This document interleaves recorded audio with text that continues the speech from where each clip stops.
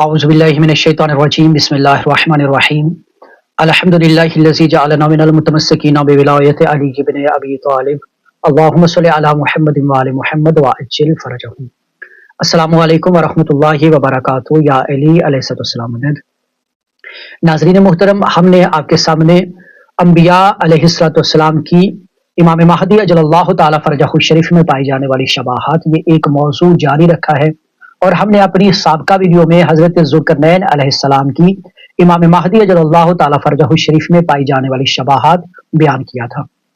اور آج کی ہماری ویڈیو کا موضوع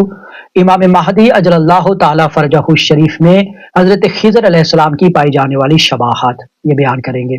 حضرت خضر علیہ السلام کی امام مہدی اجل اللہ تعالیٰ فرجہ الشریف میں 7 شباہات پائی جاتی ہیں.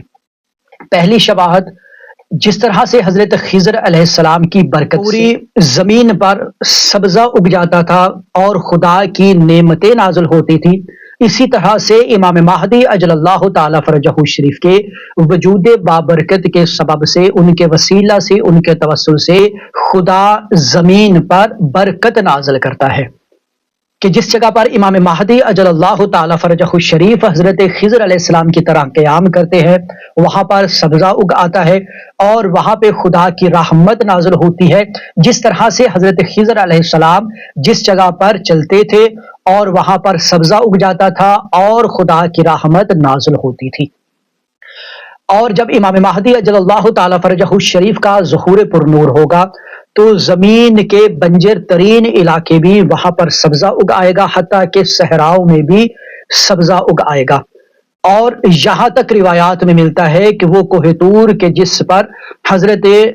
موسیٰ علیہ السلام نے جب خدا کی تجلی دیکھی تھی اور وہ کوہ طور جل گیا، اس کوہ طور پر بھی سبزہ اگ آئے گا.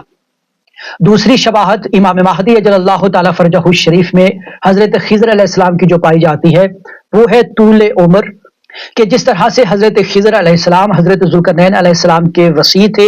اور وہ غیبت میں چلے گئے اور ابھی تک زندہ ہیں، ایسے ہی امام مہدی اجل اللہ تعالیٰ فرجہ الشریف بھی ابھی تک زندہ ہے اور ان کی طویل حیات مقدسہ ہے. حضرت خضر علیہ السلام نے جب آب حیات پیا، آب حیات پینے کے بعد حضرت خضر علیہ السلام کی غیبت واقع ہو گئی اور آج تک حضرت خضر علیہ السلام غیبت میں ہے اور زندہ ہیں. ایسے ہی امام مہدی اجل اللہ تعالیٰ فرجہ الشریف کو جب ان کے بابا کے بعد شہید کرنے کا ارادہ کیا گیا تو امام مہدی اجل اللہ تعالیٰ فرجہ الشریف کی غیبت صغرا اور پھر غیبت کبرا کا آغاز ہوا، اور ابھی تک امام مہدی اجل اللہ تعالیٰ فرجہ الشریف حکم خدا سے زندہ ہیں.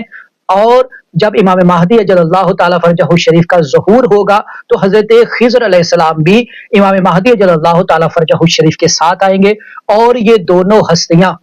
یہ دونوں عبد صالح، یہ دونوں جوان ہوں گے کہ جس طرح سے امام حسن نے مجتبی علیہ السلام فرماتے ہیں کہ جب ہمارے قائم اجل اللہ تعالیٰ فرجہ الشریف کا ظہور پر نور ہوگا تو وہ 40 سال کے جوان ہوں گے کہ لوگوں کو پتہ چل پائے کہ خدا ہر چیز پر قدرت رکھنے والا ہے. تو ایسے ہی حضرت خضر علیہ السلام بھی جوان ہوں گے اور امام مہدی اجل اللہ تعالیٰ فرجہ الشریف کے ساتھ تشریف لائیں گے. اور یہ شباہت ہے حضرت خضر علیہ السلام کی امام مہدی اجل اللہ تعالیٰ فرجہ الشریف میں طول عمر یعنی عمر کا زیادہ ہونا. تیسری شباہت غیبت، کہ حضرت خضر علیہ السلام جس طرح سے آج تک غیبت میں ہیں ایسے ہی امام مہدی اجل اللہ تعالیٰ فرجہ الشریف بھی غیبت میں ہے. چوتھی شباہت جو امام مہدی اجل اللہ تعالیٰ فرجہ الشریف میں حضرت خضر علیہ السلام کی پائی جاتی ہے وہ ہے تنہائی میں وحشت کا مونس ہونا،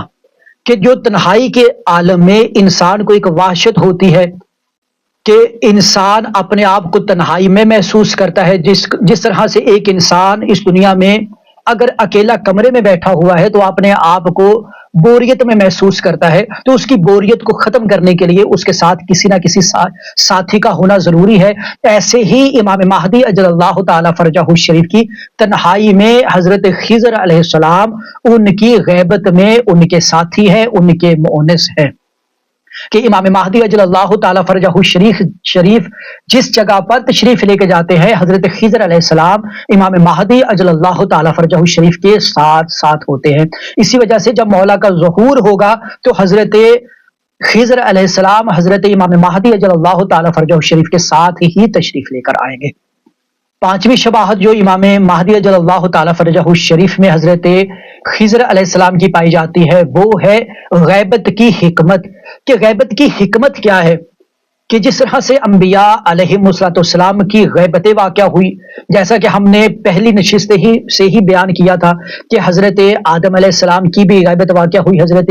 ادریس علیہ السلام کی بھی غیبت واقع ہوئی، حضرت شیس علیہ السلام کی بھی غیبت واقع ہوئی، حضرت نوح علیہ السلام کی بھی غیبت واقع ہوئی، حضرت ابراہیم علیہ السلام کی بھی غیبت واقع ہوئی، اور اب تک جو ہم تمام انبیاء کا ایک شباہت کا سلسلہ لے کے آ رہے ہیں اس میں انبیاء کی غیبتیں واقع ہوئی۔ تو یہ غیبت واقع ہونے کی حکمت کیا تھی کہ جب لوگوں کے سامنے اللہ کے نبی خدا کا پیغام دیتے تھے اور دنیا ان پر ظلم کرتی تھی تو خدا ایک مصلحت کے تحت ان انبیاء کو غیبت میں لے جاتا تھا۔ اس زمانے کے لوگ اپنے اس غیب میں ہونے والے نبی کے لیے استغاثے بلند کرتے تھے اور اللہ ان پر اپنی رحمت کا نزول کرتا اور اس نبی کا ظہور ہو جاتا اور غیبت ختم ہو جاتی۔ تو یہ ایک حکمت ہے غیبت میں حضرت خضر علیہ السلام کے جانے کی، کہ اس زمانے کے لوگ جب حضرت ذوالقرنین علیہ السلام پر ظلم کرتے تھے تو حضرت ذوالقرنین علیہ السلام کے بعد عبد صالح حضرت خضر علیہ السلام کا جب زمانہ آیا تو حضرت خضر علیہ السلام کو بھی لوگوں نے جھٹلایا اور حضرت خضر علیہ السلام غیبت میں چلے گئے اور پھر ان لوگوں کے پکارنے پر بھی جلدی ظاہر نہیں ہوئے اور آج تک غیبت میں ہے۔ ایسے ہی امام مہدی اجل اللہ تعالی فرجہ شریف کا غیبت کا زمانہ ہے، اور امام مہدی اجل اللہ تعالی فرجہ شریف کے غیبت میں جانے کی حکمت یہ ہے کہ آج لوگ ان کو پکار رہے ہیں اور وہ غیبت میں رہ کر لوگوں کی حفاظت بھی کر رہے ہیں اور لوگوں کی مدد بھی کر رہے ہیں اور اسلام دین کے تمام احکامات کو لوگوں تک پہنچا بھی رہے ہیں۔ جیسا کہ حضرت جابر بن عبداللہ انصاری علیہ السلام نے جناب رسول اللہ صلی اللہ علیہ وآلہ وسلم سے پوچھا تھا کہ اے اللہ کے نبی کہ جب آپ کے بیٹے مہدی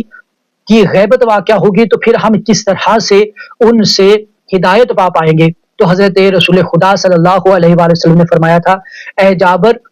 کہ جب سورج بادلوں کی اور میں چھپ جاتا ہے تو کیا تم رستہ نہیں دیکھ پاتے؟ تو حضرت جابر یہ عرض کرتے ہیں میرے مولا و آقا کہ وہ سورج و آفتاب ایسی کرنیں چھوڑ جاتا ہے کہ جس کی وجہ سے میں رستہ دیکھ پاتا ہوں۔ تو جناب رسول خدا صلی اللہ علیہ وآلہ وسلم فرماتے ہیں کہ جب اس دنیا کا سورج تمہیں غیبت میں جانے کے بعد بادلوں کی اوڑ میں جانے کے بعد رستہ دکھا سکتا ہے تو ایسے ہی میرا بیٹا مہدی اجل اللہ تعالی فرجہ شریف بھی رستہ دکھا سکتا ہے۔ اور ایسے ہی امام مہدی اجل اللہ تعالی فرجہ شریف کا اپنا بھی فرمان اقدس ہے کہ میں تمہارے لیے اس طرح سے ہوں کہ جس طرح سے ایک سورج بادلوں کی اوڑ میں چھپ جاتا ہے اور رستہ دکھاتا ہے میں بھی ایسے غیبت میں جا کر تمہیں رستہ دکھاؤں گا۔ اور یہی حکمت ہے غیبت میں جانے کی اور لوگوں کی اصلاح کرنے کی۔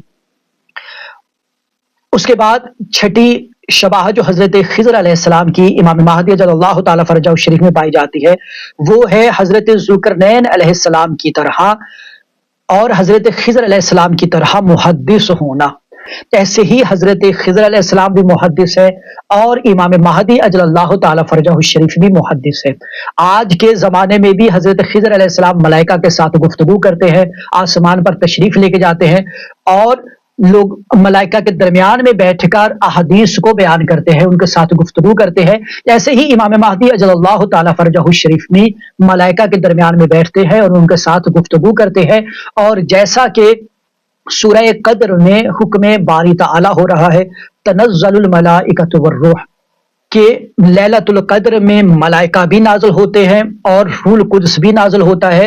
اور صاحب امر کے پاس امور کو لے جایا جاتا ہے۔